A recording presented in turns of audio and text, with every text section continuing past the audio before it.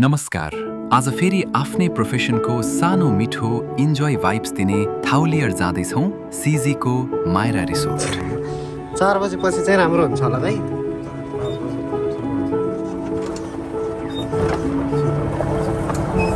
ठाउँ त नाइस रहेछ होला। हेर्दा चाहिँ यस्तो दामी रहेछ। भरतपुर पुगेर सुशील दाई र विनोद साथीसँग भेट भयो। त्यसपछि हाम्रो डेस्टिनेसन मायरा रिसोर्ट प्री वेडिङको सुटको मिसन लिएर निस्क्यौँ। यात्रा सुरु भइसकेको थियो।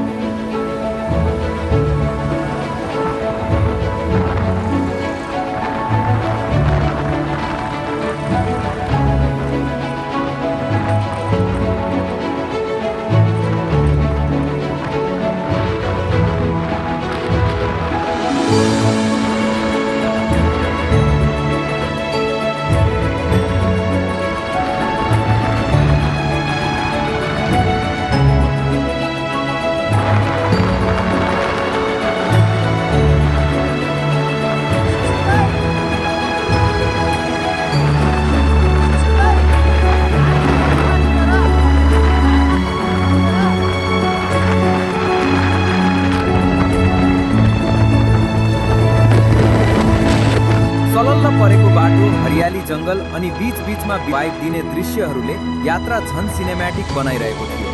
गर्मी भने निकै थियो, तर हामी भित्रको एनर्जी त्योभन्दा धेरै स्ट्रङ थियो।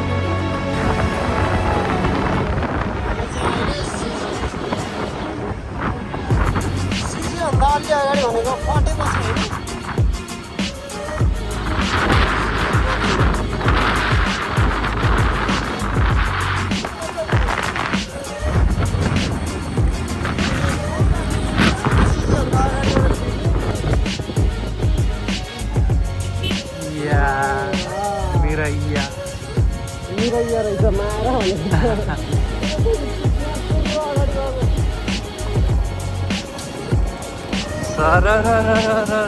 यो चाहिँ हाम्रो मिरैया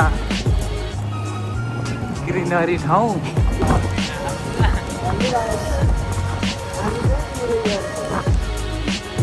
कहाँ हो?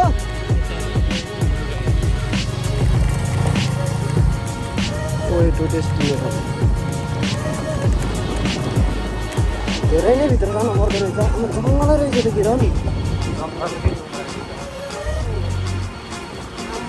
बहुत आनन्द आउने रिसोर्ट हो फेरि यो। जङ्गल भनेर कन्फ्युज चाहिँ नहुनुहोस् हजुरहरू। यो रिसोर्ट हो यो।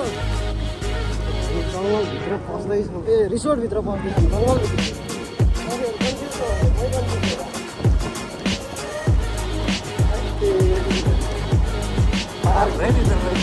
पार्किङमा आइपुग्नु करिब हाम्रो 1 मिनट 35 सेकेन्ड जति लाग्यो।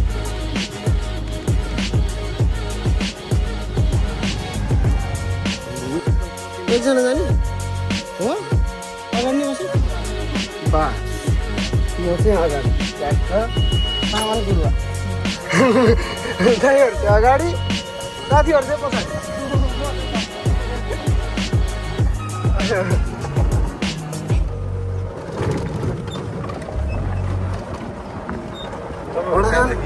हामी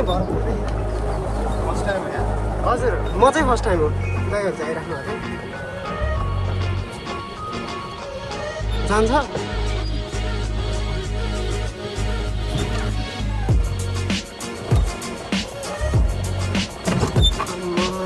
नाइस रहेछ।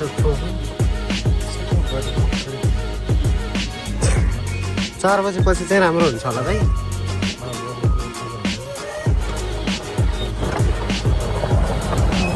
ठाउँ त नाइस रहेछ होला।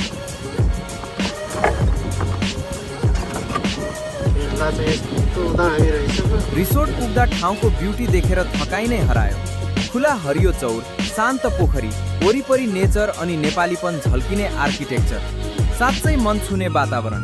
क्यामेरा रेडी गर्यौं, लेन्स मिलायौं अनि हाम्रो हुनेवाला दुलाहासँग भेट भयो। सुरुमा चिसो जुससँगै हल्का गफगाफ अनि बिस्तारै सुटिङ सुरु भयो।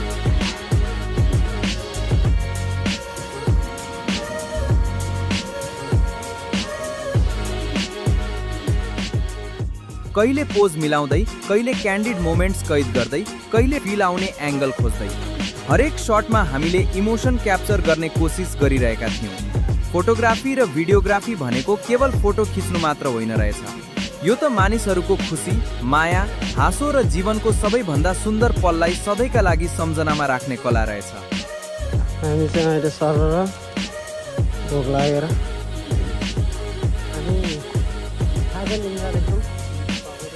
पाउरोटी यहाँ वन कुखुरा पनि प्रशस्त मात्रामा दौडिराखन अगाडि अगाडि खुरुरु दौडिराख। उता दौडेको देख्नु भयो नि तपाईँहरूले, देख्न पाइरहनुहुन्छ तपाईँहरू, टेन्सन नगर्नु। प्रत्येक प्रसारणमा छौ, तिम्रो यता हुनुहुन्छ, म यता छु, बल खेल्ने ठाउँ छ, केटाहरू उता छन्। काम गर्दै गर्दा पनि यति धेरै मजा आउँछ भन्ने फेरि महसुस भयो।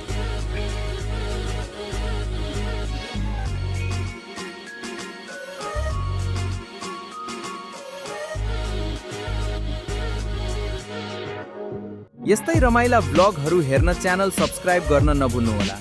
हामी फेरि अर्को नयाँ जर्नी लिएर भेट्नेछौँ।